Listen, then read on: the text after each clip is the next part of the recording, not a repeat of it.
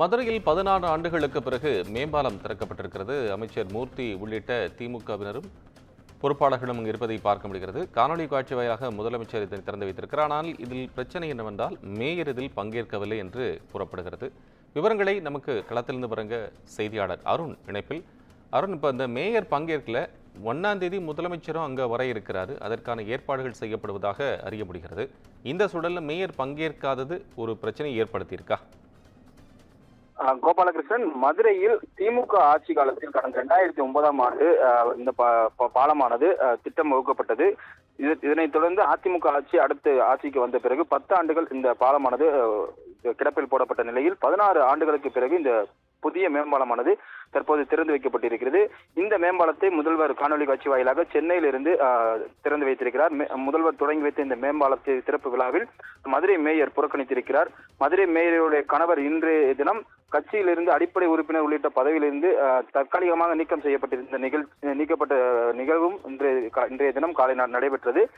அமைச்சர் மூர்த்தி இந்த நிகழ்ச்சிக்கு வருகை தந்ததால் மேயர் புறக்கணித்திருக்கிறாரா என்ற ஒரு கேள்வியும் எழுந்திருக்கிறது. மதுரை பழங்காநத்தம், டிவிஎஸ் நகர், ஜெயின்புரம் உள்ளிட்ட 3 பகுதிகளை இணைக்கக்கூடிய ரயில்வே கேட்டு மேம்பால கட்டுமான பணிகளானது கடந்த 2009ஆம் ஆண்டு தொடங்கப்பட்டது.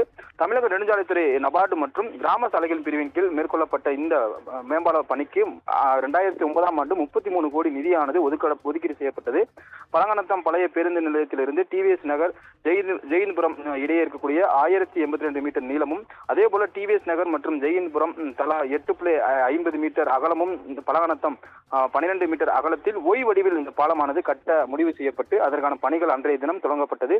பழங்காநத்தம் டிவிஎஸ் நகர் இடையே பாலம் கட்டும் பணியானது விரைவாக முடிக்கப்பட்டிருந்தது. ஆனால் ஜெயின்புரம் பகுதியில் அந்த பாலம் கட்டுமான பணிகளானது முடிக்கப்படாமல் இருந்தது. திமுக ஆட்சியில் துவங்கப்பட்ட இந்த திட்டமானது அதன் பிறகு வந்த அதிமுக ஆட்சியில் கடந்த 10 ஆண்டுகளாக இந்த மேம்பால பணியானது கிடப்பில் போடப்பட்டது. இதனைத் தொடர்ந்து கட்டுமான பணிகளுக்காக செலவுகள் அதிகரித்ததால் 2022ஆம் ஆண்டு நெடுஞ்சாலைத்துறை சார்பில் மறுமதிப்பீடு செய்யப்பட்டு திமுக ஆட்சி காலத்தில் 66 கோடி வரை தேவைப்படும் என்று தெரிய வந்தது. இதற்காக நிதி ஒதுக்கீடு செய்யப்பட்டு கடந்த ஆண்டு செப்டம்பர் மாதம் பணிகள் தொடங்கப்பட்டு மேம்பால பணிகள் வேகமாக கட்டி முடிக்கப்பட்டிருக்கிறது. இந்த மேம்பாலமானது மேம்பாலத்தினுடைய கீழ்ப்பகுதியில் 600 மீட்டர் தூரம் உள்ள அணுகு சாலையும் சீரமைப்பது, வண்ணம் பூசுவது உள்ளிட்ட பணிகளும் தற்போது நடைபெற்று முடிந்து சென்னை தலைமைச் செயலகத்திலிருந்து முதல்வர் பல்வேறு திட்டங்களுக்கு அடிக்கல் நாட்டிலாகவும் அதே போல முடிவுற்ற திட்டப் பணிகளை காணொலி காட்சி வாயிலாகவும் திறந்து வைத்தார். அந்த நிகழ்வில் இந்த நிகழ்வும் ஒன்றாகும். இந்த காணொலி காட்சி வாயிலாக முதல்வர் அங்கு திறந்து வைத்த நிலையில் அதனைத் தொடர்ந்து இந்த முதல்வர் திறந்து வைத்த இந்த பாலத்தை மேற்பார்வையிடுவதற்காக அமைச்சர் மூர்த்தி, அதே போல மாவட்ட ஆட்சியர் சங்கீதா, மாநகராட்சியினுடைய ஆணையாளர் சித்ரா விஜயன், மாநகராட்சியினுடைய மண்டல குழு தலைவர்கள், கவுன்சிலர்கள் உள்ளிட்ட அனைவரும் பங்கேற்றிருக்கிறார்கள். ஆனால் மதுரை மேயர் இந்திராணி மட்டும் நிகழ்ச்சியை புறக்கணித்ததாக கூறப்படுகிறது. இதுகுறித்து மாநகராட்சியினுடைய மக்கள் தொடர்பு அலுவலரிடம் கேட்டபோது மேயர் தனது உறவினர் ஒருவர் இல்ல நிகழ்ச்சிக்காக கடந்த 2 நாட்கள் முன்னதாகவே தேனி சென்று விட்டதாகவும் அதனால் அவர் வர இயலவில்லை என தெரிவித்தார். ஆனால் ஜூன் 1ஆம் தேதி மதுரைக்கு தமிழக முதல்வர் வருகை தர இருக்கிறார்.